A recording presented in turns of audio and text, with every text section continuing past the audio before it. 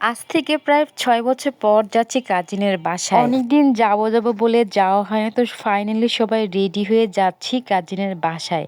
So আমরা ওইখানে গিয়ে দুপুরে খাওয়া-দাওয়া শেষ করে গেলাম মাঠে। এরকম দৃশ্য দেখতে আমার খুব বেশি ভালো লাগে। একদম পুরা মাঠ ভর্তি ধান আর সবাই কি সুন্দর হাতে কাজ করতেছে। আর এরকম জায়গায় গেলে আমার মনে হয় যে আমি নতুন একটা প্রাণ পেলাম। তো যাই হোক আমরা হচ্ছে এখানে অনেকটা সময় থেকে আবার বাসায় চলে যাচ্ছি। তো যাওয়ার সময় দেখলাম এখানে হচ্ছে বাঁশের মাথায় এই পলগুলো লাগিয়ে লম্বা একটা বাঁশ গাছের সঙ্গে বেঁধে এটা দড়ি ধরে টান দিলে কিন্তু এই পলগুলো উপরে চলে গেল।